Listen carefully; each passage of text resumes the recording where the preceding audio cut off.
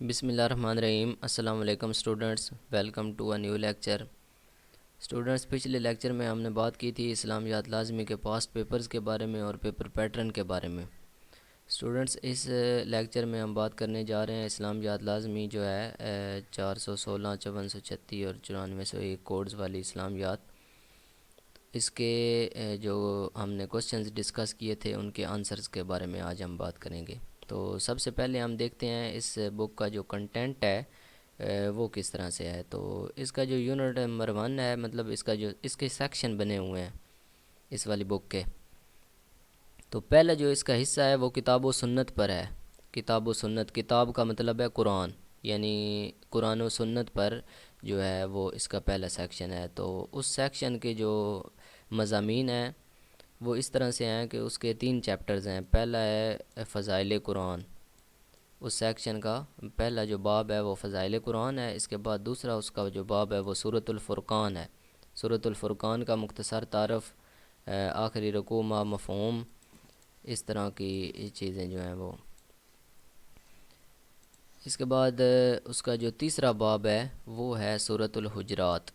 سورۃ الحجرات کا مختصر تعارف، سورۃ الحجرات ما مفہوم، مشکل الفاظ کے معنی اور خود آزمائی وغیرہ۔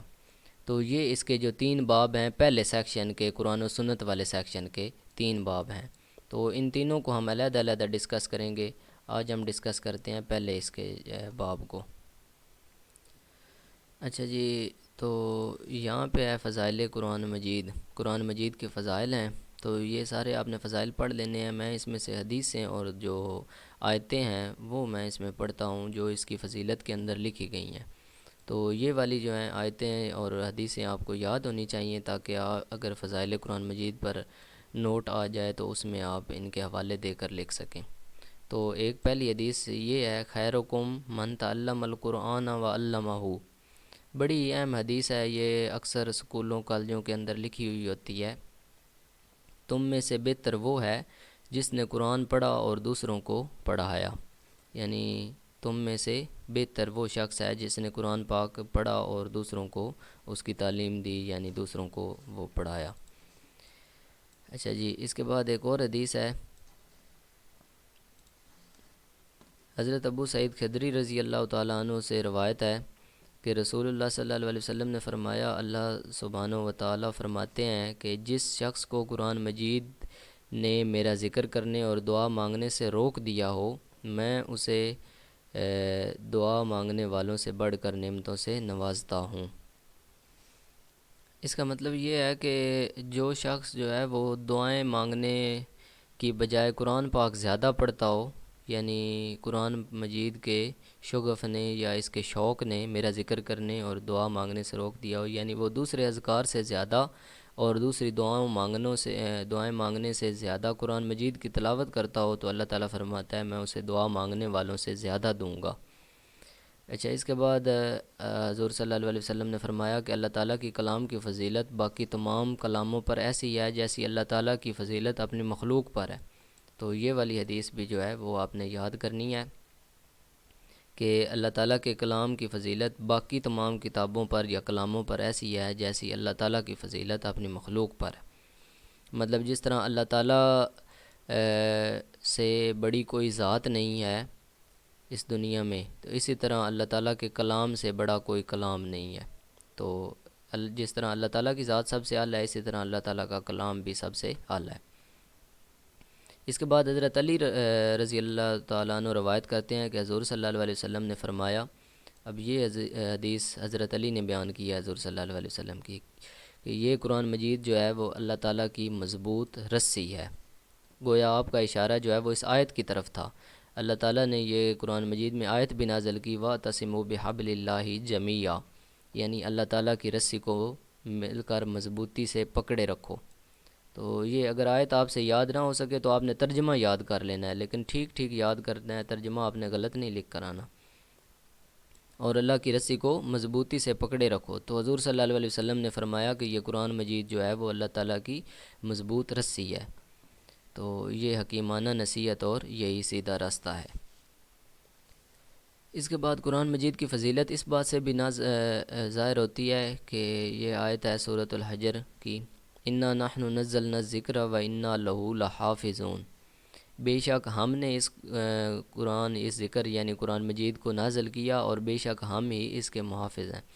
یعنی اللہ تعالیٰ نے قرآن مجید کی حفاظت کا ذمہ بھی خود لیا ہے۔ تو یہ والی آیت جو ہے اس کا ترجمہ بھی آپ نے یاد کر لینا ہے۔ اگر آیت آپ کو یاد ہو جائے تو اچھی بات ہے، وگرنہ کوشش کیجئے گا کہ اگر آیت کے بارے میں وہ کہے نا کہ آیت لکھیں تو پھر آیت لکھنے کی ضرورت نہیں ہے۔ اگر آپ کو کہا جائے کہ آیت لکھیں تو پھر آپ آیت لکھیں، وگرنہ آیت کا ترجمہ ہی لکھیں، ترجمہ ہی بہتر ہوتا ہے۔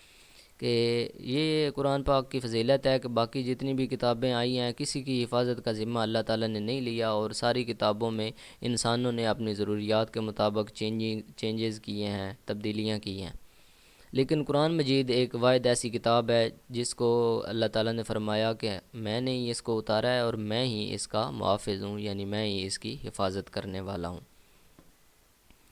اچھا، اس کے بعد ایک اور حدیث ہے، حضرت عبیدہ ملیکی رضی اللہ تعالیٰ عنہ سے روایت ہے کہ حضور صلی اللہ علیہ وسلم نے فرمایا، اے قرآن خوانی کرنے والو یعنی تلاوت کرنے والو، قرآن کو تقیہ مت بناؤ بلکہ اس کی تلاوت کرو جس طرح اس کی تلاوت کرنے کا حق ہے، اور اسے اعلانیہ اور خوش الحانی کے ساتھ پڑھو، یعنی تیز تیز نہ پڑھو بلکہ اس کو خوش الحانی کے ساتھ پڑھو۔ اس کے بعد اس میں جو مضامین ہیں ان پر غور و فکر کرو، اور کیونکہ اس طرح امید کی جا سکتی ہے کہ تمہیں کامیابی نصیب ہو۔ اس کا ثواب حاصل کرنے میں جلدی نہ کرو کیونکہ آخرت میں اس کا ثواب لازمی ہے۔ اچھا جی، اس کے بعد ایک اور چیز ہے کہ قرآن مجید جو ہے وہ رشد و ہدایت کا سرچشمہ ہے، یعنی قرآن جو ہے وہ ہمارے لیے ہدایت اور نجات ہے۔ جو لوگ اسے مذاق سمجھتے ہیں وہ کبھی سربلند اور ہدایت یافتہ نہیں ہوں گے۔ اچھا جی، یہ ایک آیت ہے سورۃ الاحزاب کے اندر، وَمَا كَانَ لِمُؤْمِنٍ وَلَا مُؤْمِنَةٍ إِذَا قَضَى اللَّهُ وَرَسُولُهُ أَمْرًا أَن يَكُونَ لَهُمُ الْخِيَرَةُ مِنْ أَمْرِهِمْ وَمَن يَعْصِ اللَّهَ وَرَسُولَهُ فَقَدْ ضَلَّ ضَلَالًا مُبِينًا۔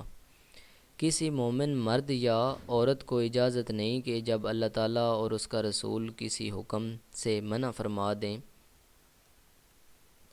یا کسی حکم کا فیصلہ فرما دیں، کسی معاملے کا فیصلہ فرما دیں، کوئی حکم امر فرما دیں، تو وہ اس معاملے میں اپنا اختیار کریں۔ یعنی مومن مرد یا مومن عورت کو یہ اختیار نہیں کہ جب اللہ تعالیٰ کسی معاملے کا فیصلہ فرما دیں تو وہ کہیں کہ ہمارا بھی اس میں کوئی اختیار ہے، تو ایسی اجازت نہیں دیتا قرآن پاک۔ اور جو بھی اللہ تعالیٰ اور اس کے رسول صلی اللہ علیہ وسلم کی نافرمانی کرتا ہے وہ کھلی گمراہی میں مبتلا ہو جاتا ہے۔ تو یہ قرآن پاک جو ہے وہ ایک ہدایت کا سرچشمہ ہے کہ قرآن پاک جو بھی حکم دیتا ہے اس میں پھر کسی کو اپنا اختیار استعمال کرنے کی ضرورت نہیں ہے۔ اس کے بعد بنی اسرائیل میں اللہ تعالیٰ کا ارشاد ہے کہ بے شک یہ قرآن اس کی یعنی اس راہ کی ہدایت کرتا ہے جو بہت سیدھی ہے، یعنی بے شک قرآن پاک جو ہے وہ سیدھے راستہ کی ہدایت کرتا ہے۔